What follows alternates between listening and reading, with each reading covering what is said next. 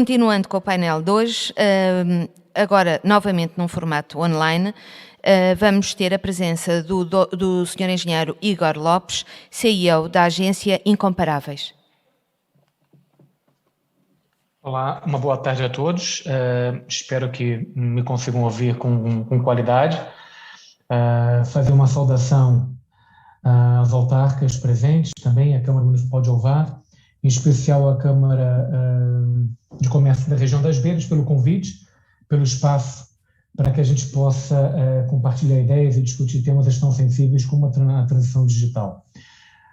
Eu começava por compartilhar uma apresentação que eu trouxe, uma breve apresentação, na qual eu exponho a minha experiência no uso da tecnologia na conexão de países, na conexão entre Brasil e Portugal.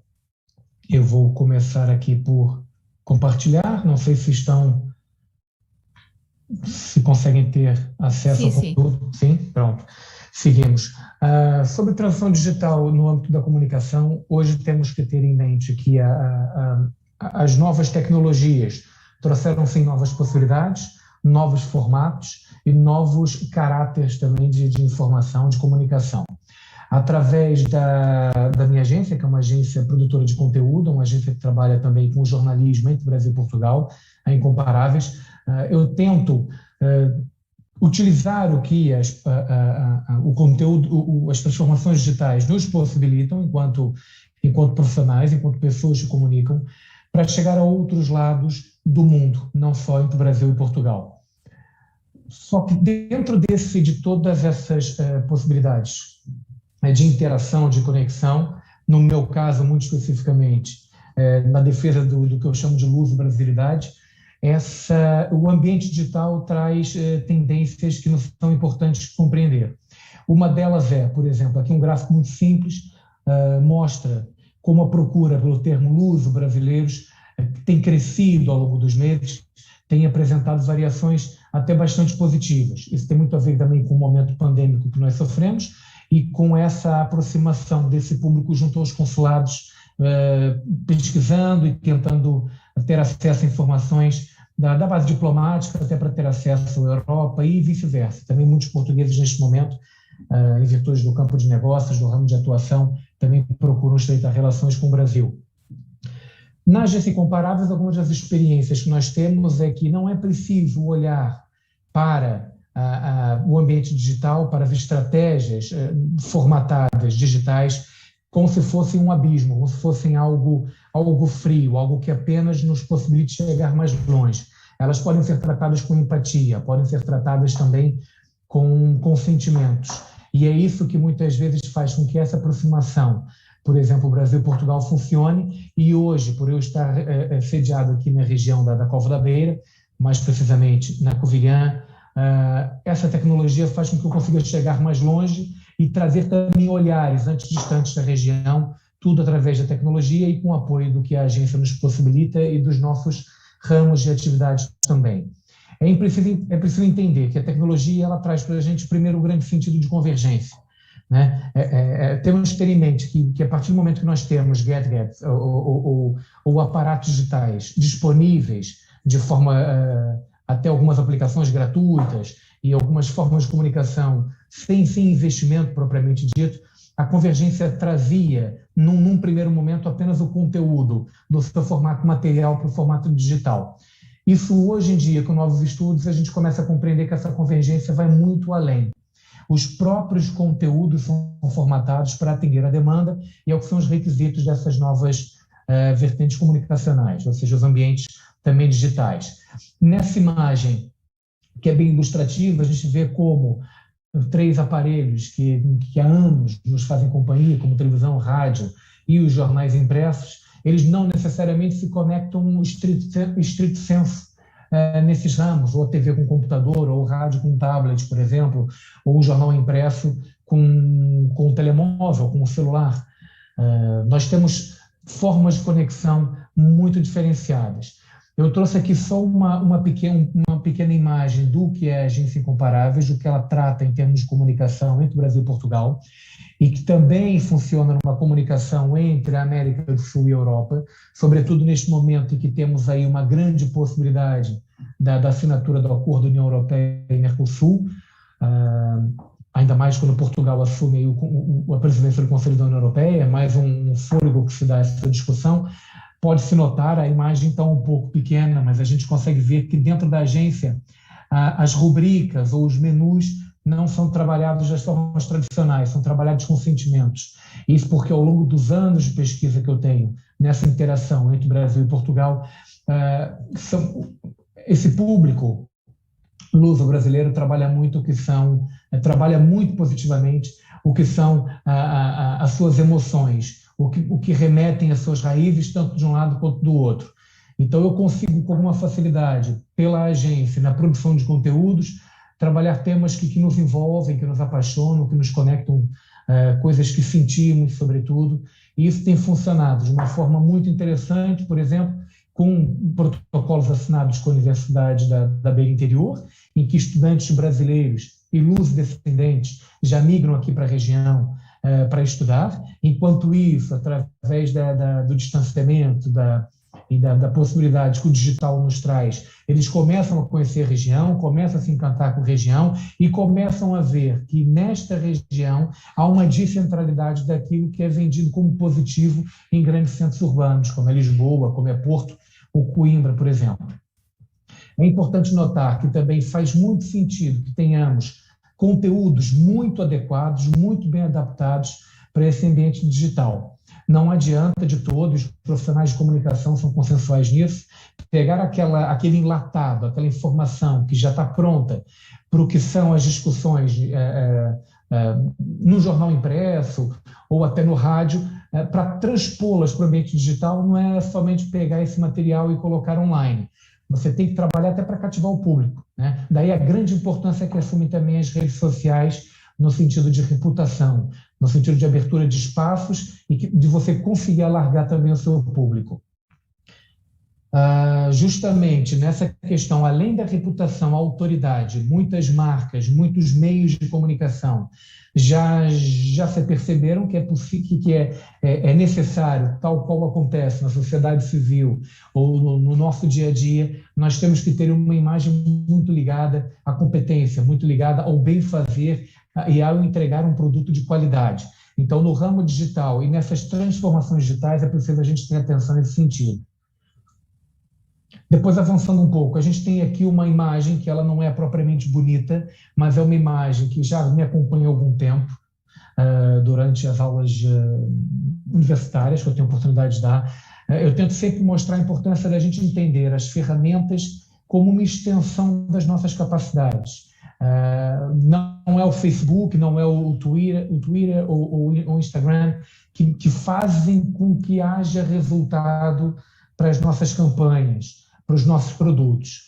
Na verdade, o conteúdo é relevante. Então, nessa transição digital, nessa transformação do que é material para o digital, é preciso entender essas variações. E quando nós, profissionais, não entendem, o público começa a entender com muito mais rapidez.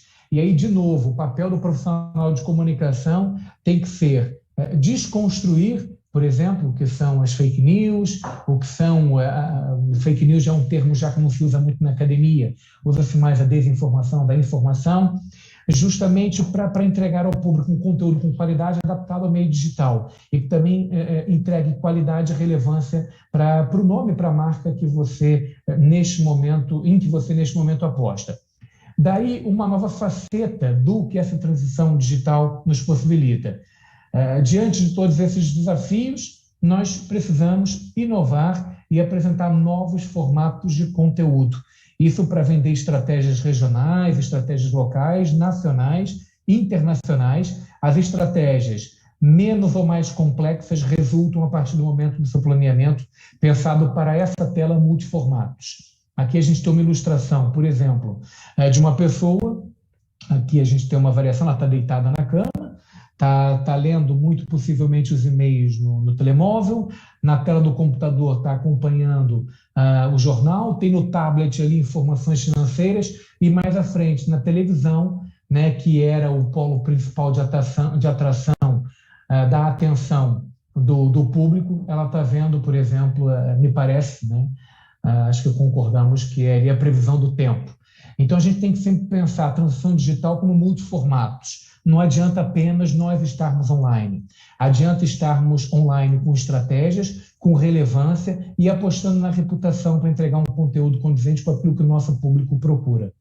E dentro desses novos formatos, no caso da Agência Incomparáveis, a gente aposta naqueles que têm maior resultado junto ao público, junto à audiência, no caso os podcasts, que não são somente rádios e formatos digitais, né? Você já tem podcasts hoje em Portugal, por exemplo, de grandes empresas de comunicação no formato vídeo. Também é um sistema interessante, porque ele está disponível para o consumidor online, offline. Você consegue passar informação numa conversa, num diálogo muito próximo e com um espaço temporal bastante interessante, além de você ter muitos minutos disponíveis para isso, porque está na rede, não ocupa espaço e você pode sempre adaptar e editar esse conteúdo a propósito do que é o seu público-alvo. Dentro dessa contação de histórias, temos a ferramenta do storytelling, que também é muito utilizada. A transição digital possibilitou isso, quer dizer, hoje não basta eu contar histórias e notícias na rede, eu tenho que atrair a atenção desse público, e o storytelling, que é o formato de narrar histórias, eu brinco muito com os alunos com pé, com cabeça e com sentido. O storytelling ele traz essa junção de emoção, essa junção de adequação do conteúdo para o seu público real. A mim não me interessa na agência ter 1 milhão, 1,5 milhão de seguidores, ou de leitores, ou de público dedicado. Interessa que eu tenha, sim, público atento ao que eu tenho que noticiar e faz parte do meu trabalho entender que tipo de conteúdo interessa a esse público. O storytelling é uma ferramenta fantástica nesse sentido, atrai público, capta atenção e volta a fazer o jornalismo antigo, que é o jornalismo que a gente já vai falar um pouquinho mais à frente, que é o jornalismo com conteúdo long form, ou seja, um conteúdo alargado, em que hoje a ideia que se tinha é que no impresso a pessoa já tinha pouco tempo de ler, na internet menos tempo ela tem, só que a internet traz alguns atrativos que eu preciso que eu tenha leitores e que eu tenha, não navegadores, mas pessoas que naveguem na internet para consumir esse conteúdo. Você tem textos hoje que usam hiperlinks, que te direcionam para outras histórias.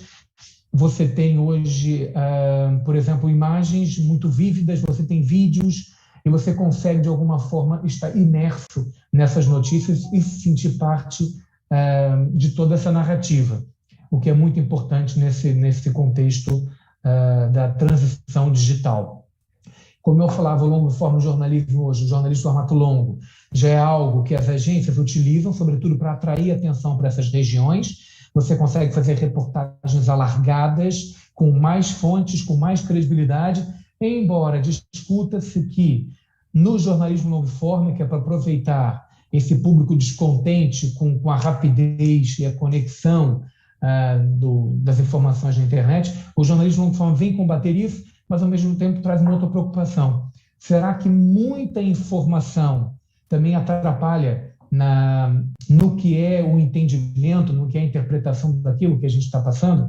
No Brasil, a gente tem um escritor que é muito conceituado no ramo acadêmico, chamado Leão Serva, que ele trata da desinformação funcional. Ele fala justamente isso: quanto mais informação, menos informado eu estou.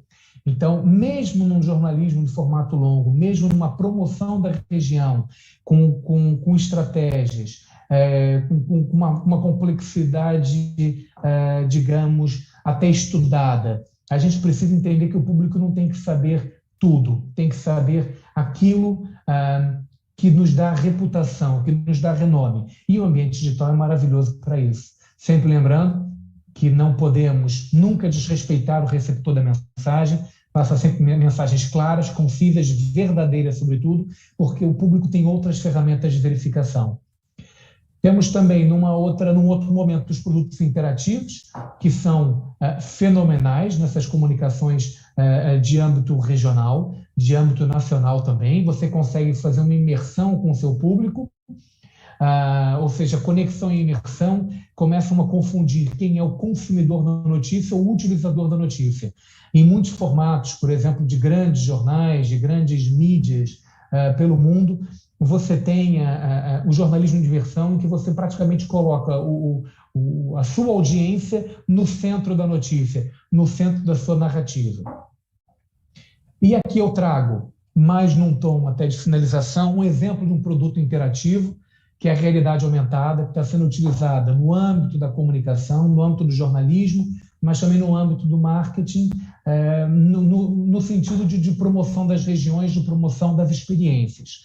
Esse aqui é um trailer do Google Earth Studio, é um trailer que você encontra facilmente na internet, mas eu queria dar um play aqui muito rapidamente para que vocês vissem como hoje as ferramentas digitais, a leitura 3D, a realidade aumentada, essa proximidade com o leitor é capaz de criar um ambiente virtual em que você se sente imerso, se sente fazendo parte da notícia ou parte da informação, e com isso temos de concordar que é muito mais fácil persuadir positivamente o seu público a receber a sua notícia e a interagir consigo nas redes, o que gera sempre, além de bons negócios, uma boa reputação local. Eu vou colocar, espero que vocês consigam ouvir o áudio. Deixa eu ver.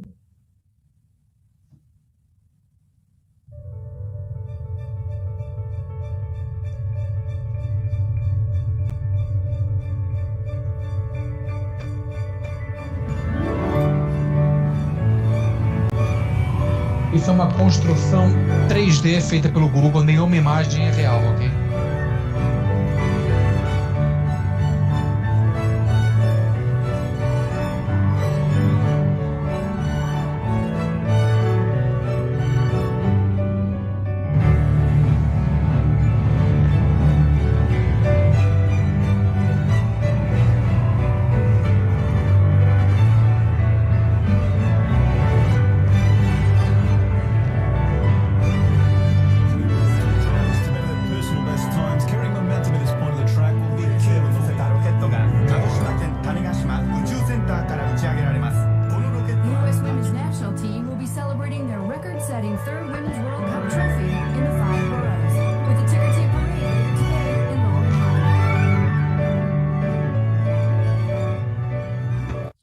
Obrigada, doutor engenheiro, Igor Lopes, obrigada pela sua participação.